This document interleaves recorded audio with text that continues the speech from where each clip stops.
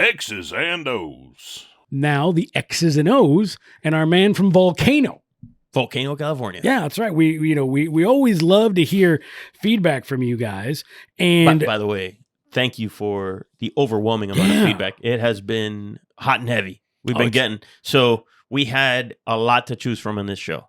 And we went with Hector from Volcano, California. And we had to look it up. So it's Hector Gonzalez from Volcano, California, the bustling metropolis that is Volcano, California. Yeah, we looked it up, and Volcano, California, in on their Wikipedia page, by the way, the population was 115 at the 2010 census. 115 people, and they have 17 cigar shops. Right? I don't know where Hector's getting his cigars, but thank you for sending this in, Hector. But what do you guys think the population is now at? If it was 115 at the 2010 census, where are we at now? Well, if that railroad and the indoor bathrooms have been installed, then it's got to be at least 200, right? I'm sorry, Hector. But thank you for sending this in. Hector is the sheriff, the justice of the peace, the notary, and the chief cook and bottle washer. I think he also wrote the Wikipedia page. Yes. Well, so what Hector wrote to us, and you can hit us up at feedback@cigarsnobmag.com. He says, I love the podcast. Well, he starts with, hola, amigos. Hola, amigos. So, he has that bilingual little tip to him. I love the podcast as well as the magazine. So clearly a man of great taste. Absolutely. Both have been truly like an educational experience in the cigar game, and I've learned so much. Two things I want to ask about. I'm going to go right to the second one, okay? Because we talked about jump right into it. He talked about flavor profiles, and we'll get into flavor profiles. How do you get it? Because he hears about cocoa and hay, but all he tastes is tobacco. So we're going to get into that. But the second one is about vitolas. He goes, he loves Montecristo 1935 anniversary #2. That's my joint too, so I like your style. If the tobacco in the different vitolas is the same, then why are the different sizes rated differently? That goes for a lot of cigars I've read about, and he's curious. What makes a Torpedo taste different than a Robusto, or a Corona tasting different than a Churchill, and so on? Anyways, grateful for you all, and I hope to hear from you on an upcoming show. It's a good question. Yeah, it's a great question, Hector. It really is, because I think a lot of people have that question, even though they don't realize it. But in the back of their mind, they're like, how could it be different? Like, how can the same cigar be different from one size to another? Right. And you can start off at the most basic level, which is the wrapper, right? The wrapper, the ratio of filler to binder and wrapper changes as the ring gauge increases, right? So that's immediately going to make a cigar different. It's going to be very hard for a blender to give you the same exact experience from a thin ring gauge like a Corona, like he mentions, all the way to here. This is a 52 ring gauge, right? So it's very hard because you've got a ratio of more wrapper to filler in a thinner ring gauge like a Corona, and you've got a lot more filler to wrapper in a size like this, like a 52 or above. And so that changes it. You've also got the length of the cigar, so how close you are to the heat. Right, that's going to change your experience quite a bit. And when a blender blends a cigar, he typically starts all of his blends on the same size. I've seen this when I visit factories all the time. Different blenders blend with different sizes. Some guys like to blend with Coronas. That's like a very old school way of doing it. Some guys today blend with Toros because Toros are one of the most popular sizes. So they'll start on Toro. And so they'll make the blend based on those proportions. But then when he goes up or down from there, it changes. There's no way that he can make the same exact blend with the same exact experience from vitola to vitola, because the ratios are just different. And these are not made by machines. These are premium, handmade, hand-rolled cigars, right? Correct. And then the other part is that the blender has to not only play with the flavors and aromas, but he also has to play with the burn rate, right? So you can say, well, why, if the cigar feels, for example, this cigar, we've never, by the way, this is the first time I'm tasting the cigar in this vitola, this size. We've rated it in other sizes. And so I remember it being stronger than this is, right? So you say, well, if in a Corona, this blend is stronger, why can't he just add more strong tobacco in this one and make it different, right? And try to make it the same as that Corona, right? By increasing the stronger tobacco is called ligero.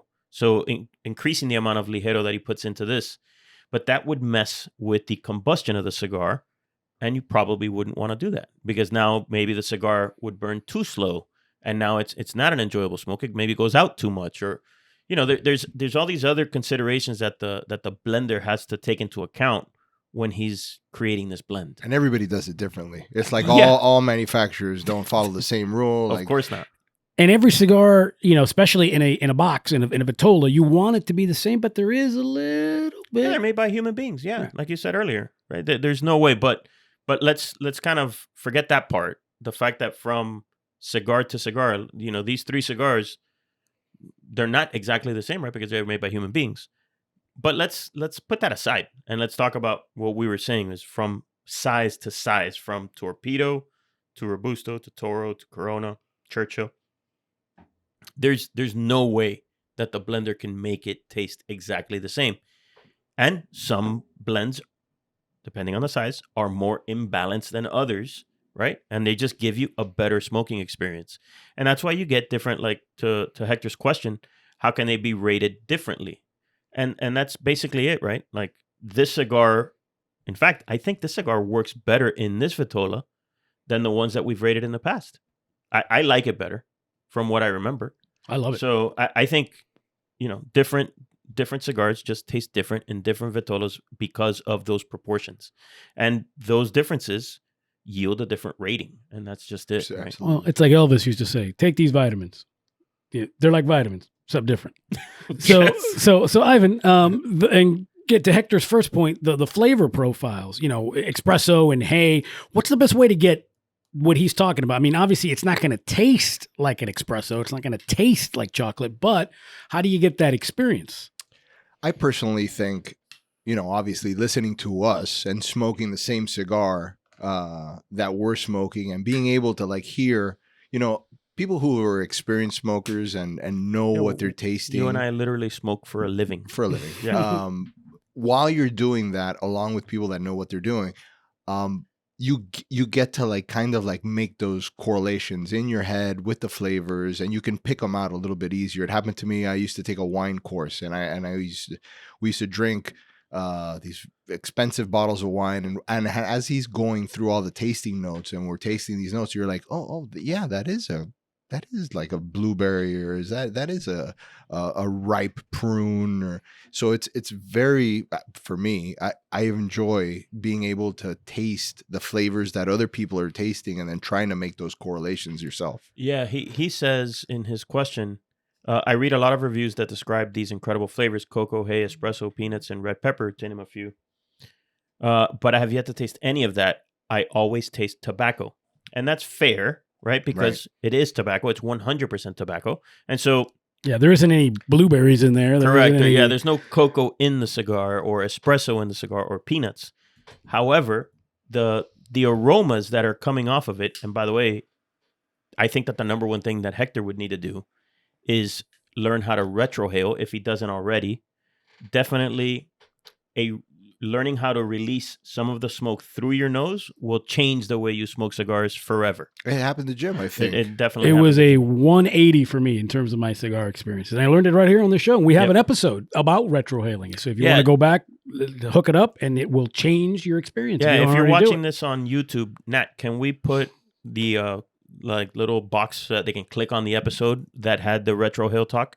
Because I think that was like an eye-opener for Jimmy. Mm-hmm. So yeah, I think that was number one, right? You definitely learn how to retrohale. But number two is when you do retrohale and you smell the smoke better, what does that smell harken to? Like, does it smell like pepper? Is it white pepper? Is it black pepper? Is it red pepper? Does it smell like cocoa? Like, think of cocoa powder. Like when you smell cocoa powder, it's tobacco with that cocoa powder smell or with a cedar smell, right? Cedar is the most natural one. Right. Cedar you should get in a well-aged cigar. You should always get because some it's cedar. In a humidor, right? Correct, because it's been rolled and then aged in cedar in the aging room of the cigar factory, usually for about they'll typically do about 90 days. That's the like standard.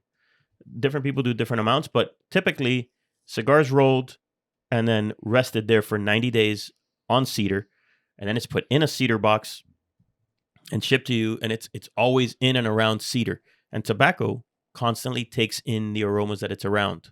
And so you'll definitely get cedar. Like you get it here. You get cedar, you get nuts, you get that creaminess, right? And so but yeah, you're right, Hector. It is always just all tobacco. It just has, just like wine. Wine is great. It's crushed grapes, right? Crushed fermented grapes. And yet you do smell other things. You smell cocoa. You smell, it's not grapes. Sometimes you get blueberries or plum, like Ivan said earlier. So yeah, it's not that you're tasting something other or that anything else is in there. So it's tricky, but there's also kits that you can buy where you can smell the different things. And so as you're smoking the cigar, you can smell the different aromas and kind of give you that connection. Like that helps too. I think Cigar Snob should have one of those.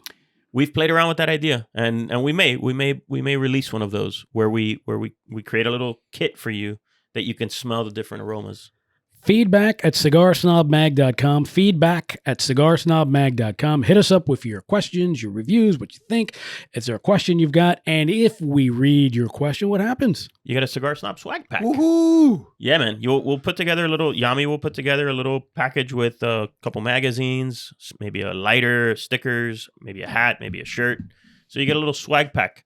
And you get the new issue is out. Oh, so that's nice. So that's going to be on its way to Hector. It immediately jumped out at me when I see exotic bet, since I'm in the sports investing field. So, yes, you are. So we'll get into that as well. So listen, thank you, Hector, the sheriff, the judge, and the chief cook and bottle washer of Volcano, California. So adelante, thank you, Hector. All right, so now that's one of my favorite parts of the show. Another favorite is my man Ivan. I'll tell you what another good bet is. The new Villiger de Nicaragua Edición Limitada 2022. This special cigar makes a great first impression with its silky Sumatra wrapper and skillfully crafted torpedo shape that takes an immediate impression as soon as you take a look at it. Under its glistening wrapper, a sturdy Mexican binder holds rich fillers from Pennsylvania and Nicaragua, the key components to deep and complex flavors experience it presents. Medium full in body, this top-tier Villiger creation offers a wealth of balanced flavors and bright tones of oak, dried berries, cocoa, coffee, rich earth, and natural sweetness.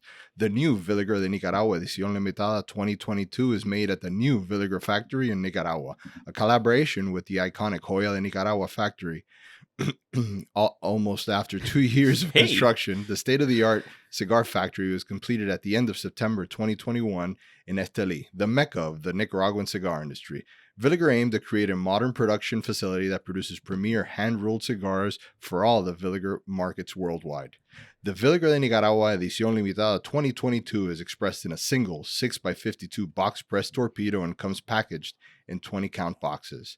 It's garnered high marks from professional tasters everywhere, including a lofty 92 in Cigar Snob Magazine. I know those guys. Yeah, I know those guys. Those guys know something. This is a limited edition you won't want to miss out on. So go out and ask your local tobacconist for the Villiger de Nicaragua today. Limitada. Limitada. Oh. Right? Good times. I saw Jasper gave me a little wink and a nod. Thanks for watching Cigar Snob on YouTube. Be sure to like, comment, and subscribe if you enjoyed what you saw. Also head over to our YouTube channel to check out more exciting content. And also head over to cigarsnob.com where you can subscribe to our print magazine and receive it at home 6 times a year. Thanks again. See you.